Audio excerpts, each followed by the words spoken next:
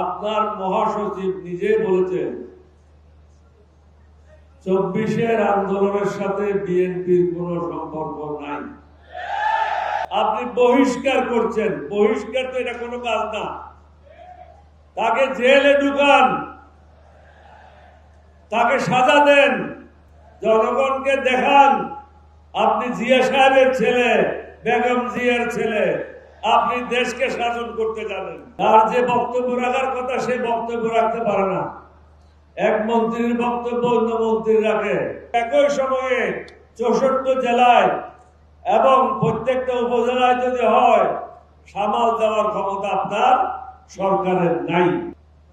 আর্মিতে outstanding report পেয়েছি, সর্বপ্রথম বিদ্রোহ করেছি, রাষ্ট্র পরিচালনা করেছি, সফল যোগাযোগ মন্ত্রী ছিলাম। তারপরও মনে করি এখনো পর্যন্ত আমার অনেক জিনিস শিখার বাকি আছে।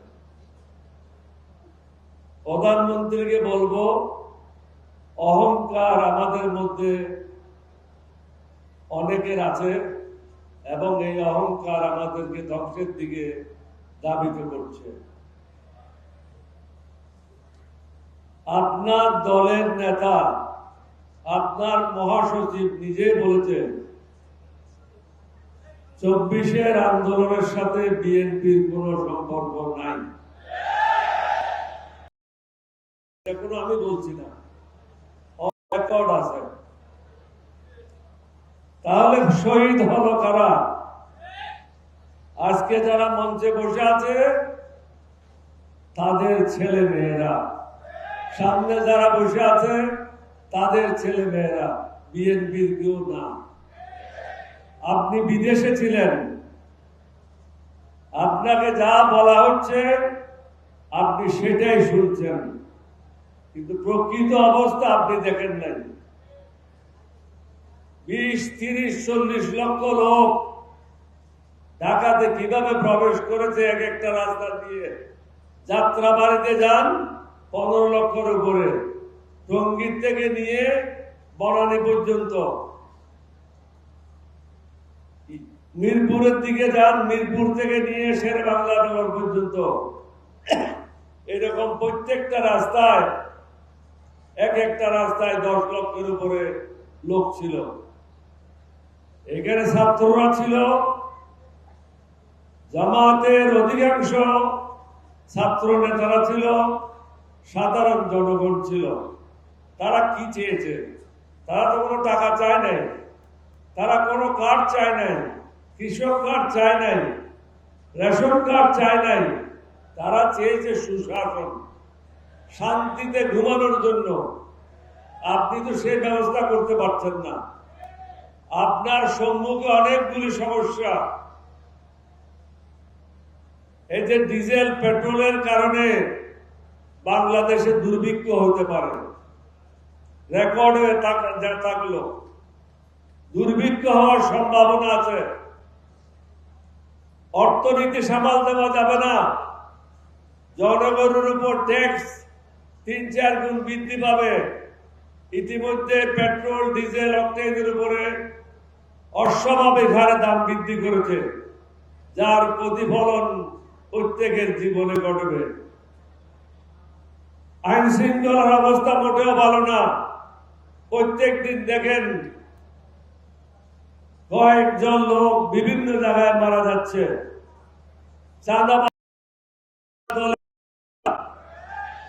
আপনি বহিষ্কার করছেন, বহিষ্কার তো এটা কোনো কাজ না। তাকে জেলে ঢুকান, তাকে সাজা দেন, জনগণকে দেখান আপনি জিয়া সাহেবের ছেলে, বেগম জিয়ার ছেলে, আপনি দেশকে শাসন করতে জানেন। না হলে পরামর্শ নেন।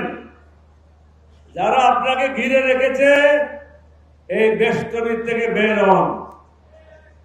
বেষ্টনীর থেকে বেরিয়ে জাতীয় যে সমস্যা, আইন শৃঙ্খলা, দ্রব্যমূল্য, ট্রাফিক জ্যাম, ডিজেল পেট্রোলের সমস্যা, অর্থনৈতিক সমস্যা, আন্তর্জাতিক সমস্যা এবং ৩য় বিশ্বযুদ্ধ হবে, এটি এড়িয়ে দেওয়া যায় না।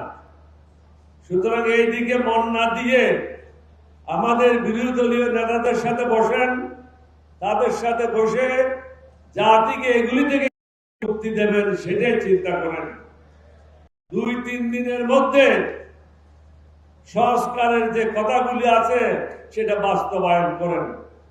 কেউ বলছে সংস্কার, কেউ বলছে অ্যামেন্ডমেন্ট। এরকম ধারাবাহিক বক্তব্য রেখে কোনো লাভ নাই। ধারা অনুযায়ী এটা কোনো ঢাকা ইউনিভার্সিটি না, ছাত্রদের পড়াচ্ছেন, এটা হলো পার্লামেন্ট। যার যে বক্তব্য রাখার কথা সেই বক্তব্য রাখতে পারে না। এক মন্ত্রীর বক্তব্য অন্য মন্ত্রী রাখে, সুতরাং প্রধানমন্ত্রীকে বুঝতে হবে ওই মন্ত্রীকে রাখার কি কারণ আছে, তার যুক্তিকতা কি আছে। ধারাবাহিক না গিয়ে বিরোধী দলের সাথে বসে আপনি নিজে বলেছেন অক্ষরে অক্ষরে পালন করা হবে। সুতরাং এগুলি পালন করে জাতীয় সমস্যাগুলি কিভাবে সমাধান করবেন, সুশাসন কিভাবে প্রতিষ্ঠা করবেন, দেশে কিভাবে শান্তি আসবে, এই বিষয়গুলি নিয়ে চিন্তা ভাবনা করেন। অন্যথায় কি হবে, প্রত্যেক জেলায় এরকম সমাবেশ হবে না, মিছিল হবে। কোথায় কোথায় সামলাবেন? 66 জেলায় 64টা মিছিল হবে। কোথায় সামলাবেন? আপনার পক্ষে কি সামাল দেওয়া সম্ভব? ঢাকাতে হলে হয়তো আর্মি নিয়ে আসবেন, পুলিশ নিয়ে আসবেন, কিন্তু একই সময়ে 64 জেলায় এবং প্রত্যেকটা উপজেলায় যদি হয়, সামাল দেওয়ার ক্ষমতা আপনার সরকারের নাই, আপনার মন্ত্রীদের নাই। এই কথাগুলি চিন্তা ভাবনা করেন, অভিজ্ঞ লোকদের পরামর্শ নেন। ভয়ে বসে থাকেন না, অহংকারে বসে থাকেন না। আর যারা কান কথা বলে, তেল মারে, তাদের থেকে দূরে থাকেন। আপনাদের সবাইকে ধন্যবাদ। বাংলাদেশ জিন্দাবাদ।